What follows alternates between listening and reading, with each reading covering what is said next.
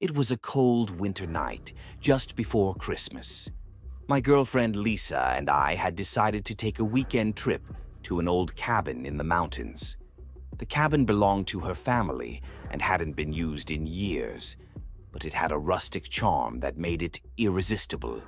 It was tucked deep into the woods, far from the nearest town, and surrounded by snow-dusted pine trees that seemed to stretch endlessly into the sky. We arrived late in the afternoon, just as the sun dipped below the horizon. The place was just as Lisa remembered it, cozy with a stone fireplace and creaky wooden floors. There was no cell service, but that was part of the appeal, disconnecting from the world for a while. As the night settled in, the wind outside picked up, howling like a restless spirit. Inside, the fire crackled, casting dancing shadows across the walls. We cooked dinner, played cards, and laughed at silly stories, completely unaware of what was about to unfold. It was around midnight when things took a strange turn. Lisa had gone to bed, but I decided to stay up a little longer, reading a book I'd brought.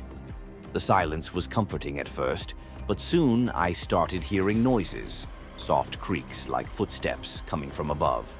At first, I brushed it off. It's an old cabin, I told myself. Wood expands and contracts. But then the footsteps got louder, more deliberate, like someone pacing back and forth. I stood up, my heart pounding in my chest. The cabin only had one floor. There wasn't supposed to be anything above us. I grabbed a flashlight from the kitchen counter and shone it at the ceiling.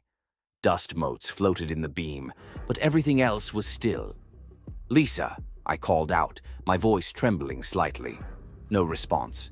I walked to the bedroom where Lisa was sound asleep. She stirred slightly when I opened the door, but she didn't wake up.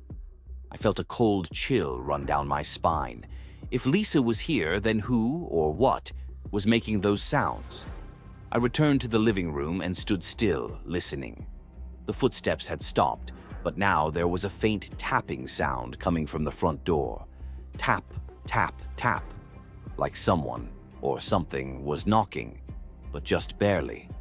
I approached the door cautiously, my hand trembling as I reached for the knob. Through the peephole, I saw nothing but darkness. I held my breath, waiting, but the tapping continued. Suddenly, a sharp bang echoed through the cabin, coming from the back door this time. My heart felt like it was going to leap out of my chest. I spun around, shining the flashlight toward the kitchen. That's when I saw it. A shadowy figure standing just outside the back window. Its outline was humanoid, but something was off. Its limbs were too long, its posture unnatural. It didn't move, just stood there, staring at me with glowing, hollow eyes. I froze, unable to tear my gaze away. Then it tilted its head almost curiously and slowly raised a hand to tap against the glass. Tap, tap, tap. I stumbled backward, dropping the flashlight. The room plunged into darkness, save for the faint glow of the dying fire. I scrambled to pick up the light, but when I aimed it back at the window, the figure was gone. My mind raced. Was it a prank? A trick of the light? Or was there something out there watching us? I ran to the bedroom and shook Lisa awake. "We have to leave. Now," I whispered, trying to keep my voice steady. She groggily asked what was going on, but the urgency in my tone must have convinced her. We grabbed our coats and keys, barely bothering to pack anything. As we stepped outside into the biting cold, the forest felt unnaturally quiet. The wind had died down, and all I could hear was the crunch of snow beneath our boots. We made it to the car, and as I fumbled with the keys, I glanced back at the cabin. My blood turned to ice. The figure was standing in the window, watching us. I jumped into the car, started the engine, and floored it down the narrow, snow-covered road. Lisa kept asking me what I saw, but I couldn't bring myself to explain. All I knew was that we had to get as far away from that place as possible. We didn't stop until we reached a motel in the nearest town, an hour away. I didn't sleep that night, and neither did Lisa after I finally told her what I'd seen.